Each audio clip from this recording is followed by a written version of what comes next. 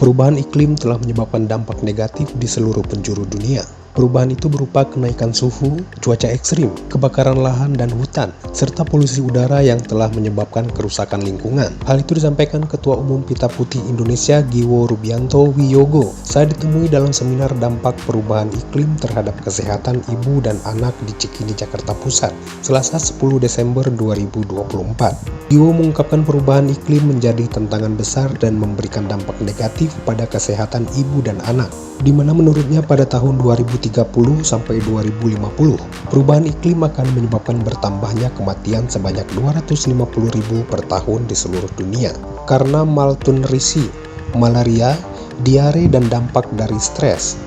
Untuk mencegah dampak dari perubahan iklim tersebut, pihaknya dalam waktu dekat berencana akan mengadvokasi pihak terkait seperti Kementerian Kesehatan serta DPR RI dari pihak terkait agar dapat mendorong pelaksanaan kebijakan perlindungan dampak perubahan iklim pada kesehatan ibu dan anak di Indonesia. Wah, pada saat ini dampak dari perubahan iklim sudah sangat mengglobal ya, dan tentunya kita juga harus antisipasi dan memahami dengan tujuan kita berusaha sebaik mungkin, terutama menggerakkan para stakeholder, terutama organisasi-organisasi masyarakat untuk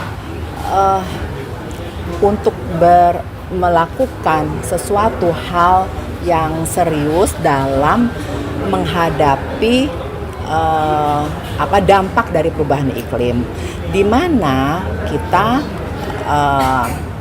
berusaha untuk mencapai Indonesia Emas di tahun 2045.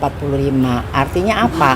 Kita harus berusaha. Sementara itu, Dr. Baharudin selaku Wakil Ketua Badan Pengawas Lembaga Kesehatan Budi Kemuliaan mengungkapkan dampak perubahan iklim sudah terasa terutama untuk ibu hamil dan ibu melahirkan, karena ibu hamil bisa melahirkan secara prematur serta dapat menyebabkan kematian dalam kandungan.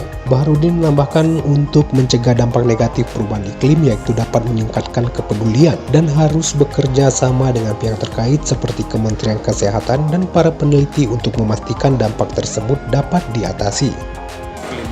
Karena kita wilayah kepulauan makin berasa sebetulnya. Jadi sekali lagi dampak perubahan iklim ini yang paling sudah kita lihat sekarang itu adalah pada ibu-ibu hamil, pada ibu-ibu melahirkan, pada ibu-ibu dengan tekanan darah yang meningkat, dan kemudian juga dampaknya adalah pada anak-anak dengan gangguan pneumonia, anak-anak dengan gangguan pertumbuhan. Dan oleh karena itu, semua hal-hal seperti ini bukan tidak bisa, kita bisa lakukan pencegahan, kita bisa lakukan perubahan, kita lakukan bisa bersama-sama dengan kerjasama dan kepedulian kita.